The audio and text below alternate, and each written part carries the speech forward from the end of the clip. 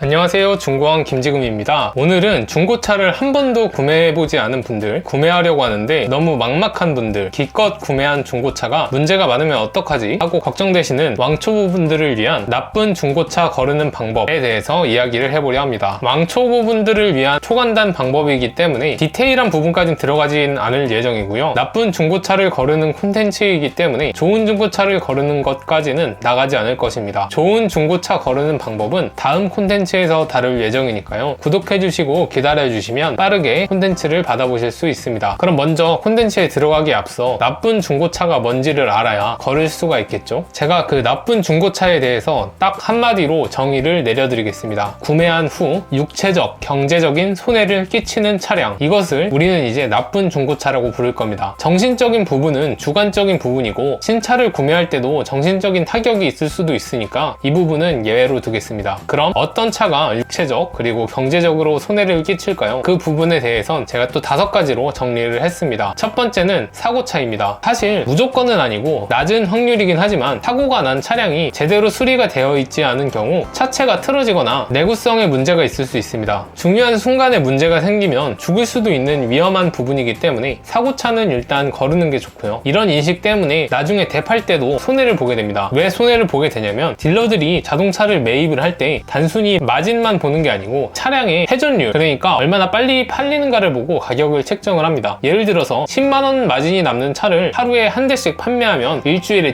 70만원을 벌잖아요. 반면 50만원이 남는 차라도 일주일에 한 대밖에 못 팔면 50만원밖에 못 법니다. 이렇듯 돈이 묶이는 것 자체가 딜러한테는 손해이기 때문에 딜러들은 잘 팔리는 매물은 적정 시세보다 높게, 그리고 잘 안 팔리는 매물은 적정 시세보단 좀 낮게 매입하려는 경향이 있습니다. 저도 항상 인기 없는 차종만 탔었잖아요. 포르체급도 그렇고 제네시스 쿠페도 그렇고 그런 것들이 매입한 가격과 나중에 판매하는 가격 차이가 꽤 많이 나더라고요. 그리고 딜러들도 K딜러나 이런 데에서 입찰하는 참여율도 굉장히 저조하고 최고 입찰자랑 최저 입찰자랑 차이가 굉장히 많이 큽니다. 저는 최고 입찰자가 그래도 비싸게 입찰해줘서 적당한 가격에 판매할 수 있었는데 딜러들은 굳이 모험을 하고 싶어 하지 않는 경우들이 많아가지고 싸게 살 수 있으면 싸게 사고 아님 말고 이런 식으로 입찰하는 딜러들도 많고 애초에 입찰을 안 하는 딜러들도 많아요. 그래서 대체로는 가격들이 다 하향 평준화가 되어 있습니다. 그렇기 때문에 구입할 때의 가격 차이 이상으로 판매할 때는 손해를 볼 수도 있어요. 물론 폐차할 때까지 탄다면 다른 이야기가 되겠지만요. 육체적, 경제적인 손해를 모두 끼칠 가능성이 높기 때문에 확률적으로 일단 사고차는 거르고 시작하는 게 여러분들한테 더 유리할 겁니다. 두 번째는 노후차입니다. 사고차처럼 생명이 위험한 경우보단 통장이 위험한 경우를 더 많이 볼 수 있어요. 자동차에는 정말 수많은 부품들이 들어가고 차량이 노후화됨에 따라서 그만큼 부품도 닳고 닳아 고장날 확률이 높아집니다. 그럼 수리해야 할 부분이 많아지고 그것은 결국 차량을 구매하는 여러분들이 감당해야 할 몫이죠. 물론 중고 구매하면서 새 차 컨디셔닝을 바라는 건 너무 욕심이겠지만 그래도 최대한 추가 지출을 줄이는 게 좋잖아요. 노후차라고 무조건 돈이 많이 나가는 것은 아니고 관리가 잘 됐을 땐 오히려 보다 최근 연식의 차량과 비슷하거나 더 나은 컨디션일 수도 있지만 왕초보 단계에서 이것을 구분하는 것은 쉽지가 않기 때문에 확률상 그냥 제외하는 게 낫습니다. 세 번째는 많이 사용된 차입니다. 기계는 많이 사용될수록 수명이 떨어질 수밖에 없습니다. 부품들이 움직이며 마모되고 약해지기 때문인데요. 즉 키로수가 높은 차량은 역시 많은 수리비를 지출하게 될 수도 있습니다. 아까 말했듯 관리만 잘 됐다면 컨디션이 좋을 수 있지만 그건 왕초보인 여러분들이 구분하기엔 쉽지 않을 겁니다. 그러니까 그냥 제외하고 구매하는 게 속 편하죠. 네 번째는 감가가 많이 된 차입니다. 사고차에서 말했듯 이유는 마찬가지입니다. 잘 안 팔리는 차들은 돈이 묶여버리기 때문에 딜러가 적정 시세보다 낮게 매입하려는 경향이 있습니다. 그럼 사고차를 제외하고 어떤 차량이 감가가 많이 될까요? 자, 기억하세요. 비인기 색상, 비인기 모델, 비인기 브랜드, 깡통 차량. 다섯 번째는 관리가 잘 안 되거나 고장이 난 차입니다. 연식에서 거르고 키로수에서 걸러도 관리가 정말 너무 안 돼 있으면 문제가 될 수 있습니다. 특히 엔진이나 미션이 고장나면 답도 없기 때문에 이 부분에 대한 최소한의 체크는 필요합니다. 그럼 어떻게 체크하느냐? 그건 예시를 보여주며 설명드리겠습니다. 일단 K카에 들어갑니다. K카는 초심자가 구매하기에 정말 좋은 사이트입니다. 직영으로 운영되기 때문에 허위 매물에 대한 걱정도 없고 성능 기록부를 조작하거나 고객을 속이는 그런 사기도 걱정할 필요가 없고요. 정말 만약의 경우 환불도 되기 때문에 전혀 걱정할 필요 없습니다. K카에 대한 장단점, N카와의 비교는 제 이전 영상들을 보면 확인하실 수 있으니까 궁금하신 분은 한번 참고를 해보시길 바랍니다. 그럼 저랑 같이 나쁜 중고차를 걸러볼까요? 먼저 내 차 사기에 들어갑니다. 국산차, 수입차가 있잖아요. 수입차도 구매하기엔 괜찮을 수 있는데 오늘은 일단 국산차로 설명을 드릴게요. 국산차가 가격 방어도 잘 되고 정비도 용이해서 초심자들이 구매해서 타기에는 더 적합하다고 봅니다. 국산차로 들어갑니다. 보통은 차를 고를 때 원하는 제조사 이런 데 들어가가지고 아반떼 보고 이러는데, 그러는 것보다는 여기 있는 필터 기능을 최대한 이용을 해주는 게 좋아요. 여러분들이 어떤 차를 구매하고 싶은지 모르겠지만 일단 스포츠카 이런 것들은 구매할 게 아니잖아요. 경차나 소형차도 실을 수 있고, 대형차 이런 부분은 왕초보분들이 보통은 잘 접근을 안 하죠. 준중형차, 중형차, SUV 이 정도에서 중고차를 찾아보도록 하겠습니다. 그리고 다음으로 이제 제조사랑 모델을 선택을 해야 되는데, 제가 아까 말했듯 비인기 브랜드는 걸러야 된다고 했죠. 현대랑 기아만 체크를 해줍니다. 그 다음에 연식입니다. 너무 노후 차량은 문제가 생길 확률이 높다고 했죠. 연식이 적으면 적을수록 좋아요. 근데 어느 정도 적정한 가격을 위해서 타협이 필요하잖아요. 그거를 여러분들이 맞게 설정을 해주시면 되는데, 저는 제일 가성비 라인이 5년에서 10년 사이라고 생각을 해요. 왜냐면은 5년이 지나면 보증기간이 끝나요. 그럼 보증기간이 끝나면 그만큼 인기가 떨어지겠죠. 그러면 감가가 확 커집니다. 그러니까 보증기간이 남아있는 차와 남아있지 않은 차의 가격 차이가 어느 정도 많이 난다는 뜻이죠. 근데 보증기간이라는 게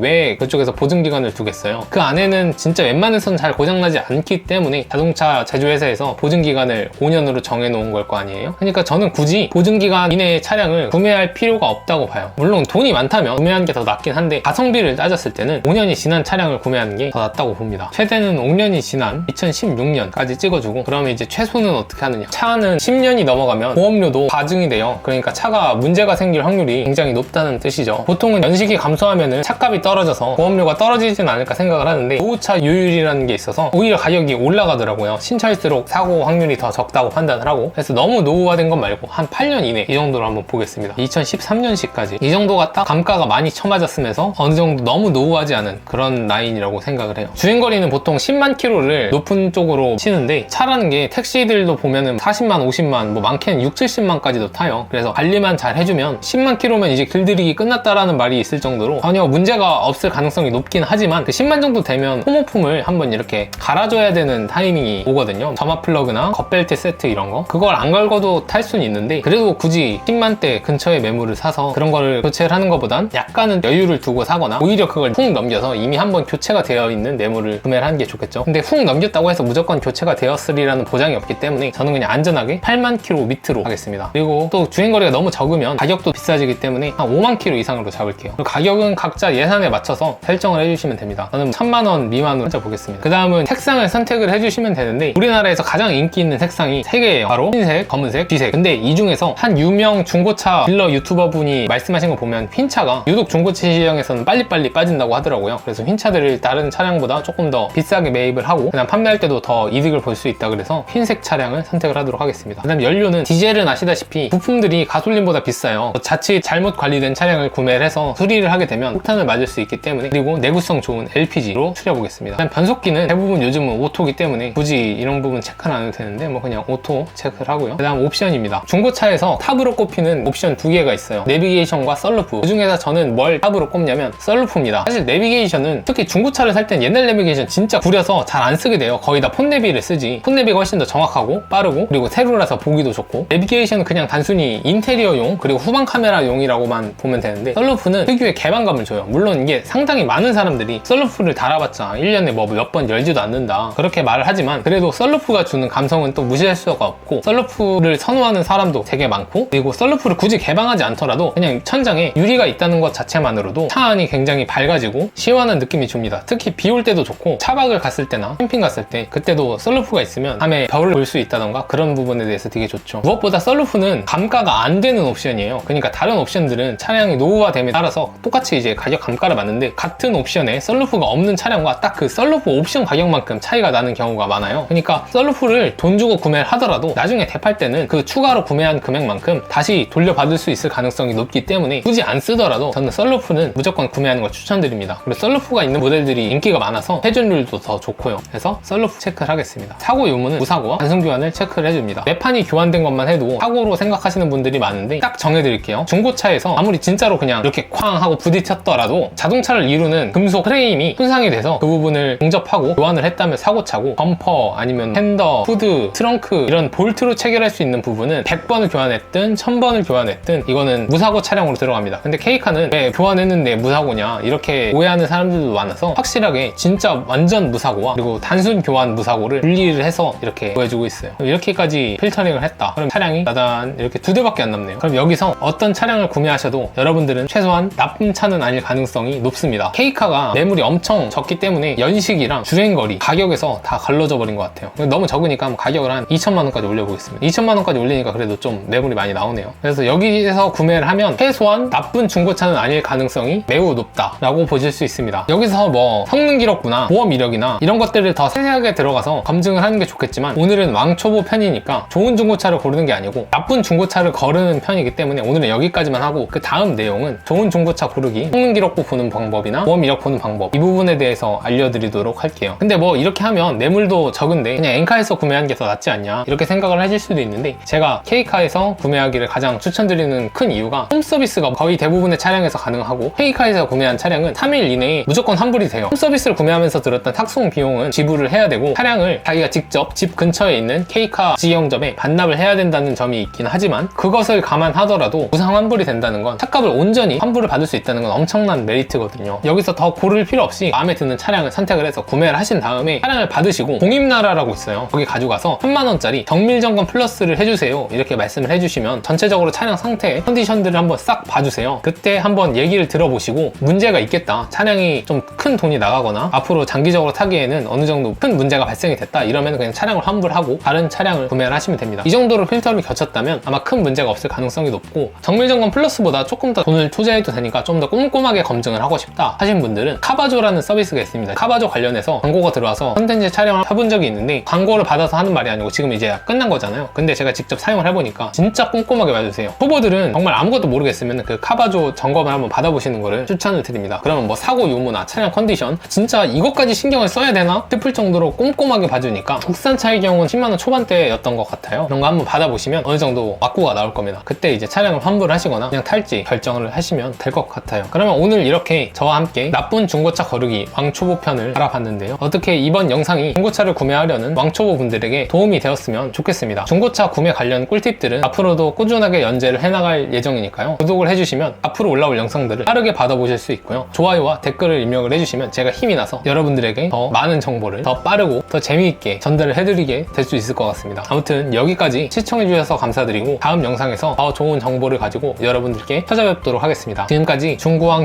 김지금이었습니다. 그럼 SK엔카와 K카 중 어느 곳에서 사는 게 좋을까요? 제가 두 사이트의 특징과 장단점을 말씀드릴 테니 기본적으로 두 곳의 매물을 함께 살펴보되 본인에게 더 적합한